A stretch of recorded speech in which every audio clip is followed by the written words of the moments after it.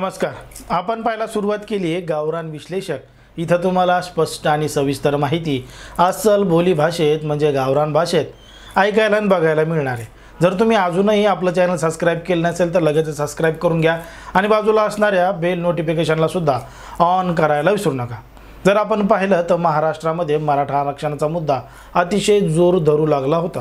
कारण की अंतरवाली सराठी इथे मनोज जरांगे पाटील यांनी उपोषणाला सुरुवात केली होती पुन्हा एकदा आणि 9 दिवस त्यांचं अमरण उपोषण चाललं. त्यामध्ये त्यांनी पाण्याचा सुद्धा त्याग केला होता, पाणी न पिण्याचा सुद्धा निर्णय घेतला होता. म्हणून त्यांची तब्येत मोठ्या प्रमाणात खालवली आणि त्याचे पडसाद राज्याच्या काही भागामध्ये मोठ्या प्रमाणात पडलेले आपण पाहिले. काही ठिकाणं उपोषणं चालू होती, आंदोलनं चालू होती. तर बीड धाराशिव या जिल्ह्यांमध्ये त्याला हिंसक वळणसुद्धा लागलं होतं, ते सुद्धा आपण पाहिले. पण शेवटी सरकारने मध्यस्थी करत मनोज जरांगे पाटील यांचं उपोषण पुन्हा एकदा सोडवलं आहे आणि आता मात्र 2 जानेवारीपर्यंत तारीख घेतली आहे की आम्ही 2 जानेवारीपर्यंत मराठांना आरक्षण देऊ. आता सरकारनं 2 जानेवारी सांगितली आहे आणि मनोज जरांगे पाटील यांनी 24 डिसेंबर सांगितले. आता हा मात्र तारखेचा गोळा आहे की नेमकी तारीख कोणती. पण सरकार 2 जानेवारी म्हणतंय आणि मनोज जरांगे पाटील हे 24 डिसेंबर म्हणतात. आता या काही ज्या तारखा आहेत या मनोज जरांगे पाटील यांनी आता ठीक आहे सरकारला एवढा टाईम लागतच असेल, एवढी आपण वर्ष वाट पाहिली तर अजून एवढा वेळ द्यायला काही हरकत नाही म्हणून तेवढा टाईमसुद्धा दिला. त्या अगोदर जर पाहिलं तर त्या अगोदरसुद्धा सरकारला 30 दिवसाचा टाईम दिला होता, 30 दिवसाचा कालावधी दिला होता. पण मनोज जरांगे पाटील यांच्याकडून पुन्हा जास्तीचे 10 दिवस वाढून असे 40 दिवस दिले होते. पण त्या 40 दिवसामध्ये सरकारने काहीही निर्णय घेतला नाही, मराठ्यांना आरक्षण दिलं नाही. म्हणून मनोज जरांगे पाटील यांना पुन्हा एकदा उपोषणाला बसावं लागलं आणि सरकारने पुन्हा एकदा मनोज जरांगे पाटील यांचं उपोषण सोडवलेलं आहे. आता या ठिकाणी जे विश्व प्रवक्ते आहेत संजय राऊत हे मध्येच म्हणतायत की आता मनोज जरांगे पाटील यांनी 24 तारीख का दिली आहे याचं कारण म्हणजे तुम्हीच ऐका. जरांगे पाटील 24 डिसेंबर आणि सरकार 2 जानेवारी. पण 31 डिसेंबरला सरकार जात आहे ना. 31 डिसेंबरपर्यंत या सरकारच्या भविष्याचा फैसला लागेल, बरोबर आहे. त्याच्यामुळे सरकार ही जबाबदारी आपल्यावरती घ्यायला तयार नाही. 2 जानेवारीनंतर काहीतरी पाहू, पण 31 डिसेंबरला या सरकारचा फैसला लागेल. हे बेकायदेशीर घटना बाह्य सरकार 31 डिसेंबर नंतर या महाराष्ट्रात राहणार नाही हे राज्याच्या मुख्यमंत्र्यांना माहिती आहे. म्हणून जरांगे पाटील यांनी अत्यंत शहाणपणानं 24 डिसेंबर ही तारीख दिलेली. ऐकलं संजय राऊत काय म्हणतायत.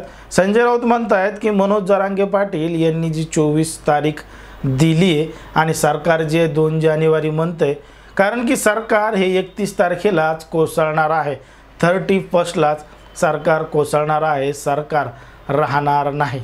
आता सरकार राहील का नाही राहील, पण संजय राऊतांना दिवसा स्वप्न पडू लागलेत असंच आपल्याला या ठिकाणी वाटू लागतं. आणि म्हणूनच संजय राऊत यांना विश्व प्रवक्ते असं सुद्धा म्हणतात. ते यामुळंच म्हणतात का, कारण जर आपण पाहिलं इंटरनॅशनल लेवलचे जरी प्रश्न असले, हमास आणि इस्रायलचे जरी युद्ध असलं आणि तिथंसुद्धा काही घडामोड घडले तर त्याच्यामध्ये संजय राऊतांना सगळी तिथली माहिती मिळत असते, ते त्याच्यावरसुद्धा बोलत असतात. कधी संजय राऊत हे WHO सुद्धा सल्ला देत असतात. गल्लीपासून ते दिल्लीपर्यंत भारतामधल्या विविध राज्यामधली जी घडामोड चालू आहे तिथले सगळे प्रकरण संजय राऊतांना माहीत असतात आणि त्यावरसुद्धा संजय राऊत स्पष्टपणे बोलत असतात. आता त्याच पद्धतीनं मनोज जरांगे पाटील यांनी सरकारला 24 डिसेंबरची तारीख दिली आहे, पण सरकार 2 जानेवारी म्हणतंय. आता कारण की सरकारच्या म्हणण्यावर चालणार नाही तर सरकारने मनोज जरांगे पाटील यांच्या म्हणण्यावर चाललं पाहिजे, म्हणून त्यांनी 24 डिसेंबरची तारीख दिली आहे. सरकार जरी 2 जानेवारी म्हणत असलं तर सरकारचं ते ऐकणार नाहीत, तर सरकारला मनोज जरांगे पाटील यांचं ऐकावं लागणार आहे. त्यामुळं त्यांनी 24 तारीख दिली आहे असं आपलं या ठिकाणी वाटू लागतं. पण यामध्ये संजय राऊत मध्येच त्यांचे बातमी घोषवतात आणि मध्येच म्हणतात की सरकार हे 31 डिसेंबरलाच कोसळणार आहे आणि सरकारला माहिती आहे म्हणून त्यांनी 2 जानेवारीचा कालावधी दिला. आता संजय राऊतांनी या अगोदर अशा कित्येक भविष्यवाणी केल्यात की येणाऱ्या 14 तारखेला सरकार कोसळेल, येणाऱ्या 31 तारखेला कोसळेल. 3 तारखेला कोसळेल, उद्या कोसळेल, परवा कोसळेल, पण सरकार अजून काही म्हणजे बरखास्त झालेलं नाही, सरकार अजूनही कायमच. एकीकडे संजय राऊत अशा पद्धतीनं दिवसाढवळ्या सगळ्या काही गोष्टी अंतर्यामी असल्यासारखं मनातून एकदम स्पष्टपणे बोलून टाकतात, जसं काही यांना आतमधले एकदम खबरे असतात. म्हणजे जेव्हा अंतरवाली सराठी इथं पोलिसांकडून त्या ठिकाणी आंदोलकावर लाठीचार्ज करण्यात आला होता, तेव्हा संजय राऊतांनी सगळ्यात पहिले काडी फिरवली होती आणि असं सांगितलं होतं की त्या ठिकाणी गुप्त फोन कोणाचा आला होता, गुप्त फोन मंत्रालयातून आला होता का कोणी केला होता, असंच संजय राऊत म्हटले होते. आणि त्यानंतर मोठा वादसुद्धा आपल्याला राज्याच्या राजकारणामध्ये बघायला मिळाला होता.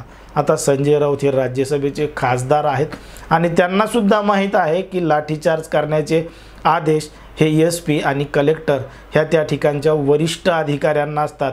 लाठीचार्जसाठी मंत्रालयातून फोन यावा लागतो का, याचं संपूर्ण नॉलेज असूनही गुप्त फोन कोणाचा आला होता असं संजय राऊत म्हणाले होते.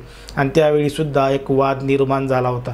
मग संजय राऊत हे वाद निर्माण करण्याचंच काम करतात का, उगाच वादामध्ये ठिणगी पाडण्याचं संजय राऊत काम करतात का, असे देखील प्रश्न आपल्याला या ठिकाणी पडू लागतात. पण तुम्हाला काय वाटतं ना, ते अगदी स्पष्टपणे कमेंटमध्ये सांगा. आणि अशाच पद्धतीचे नवनवीन व्हिडिओ पाहण्यासाठी आपल्या चॅनलला लगेच सबस्क्राईब करून घ्या. धन्यवाद.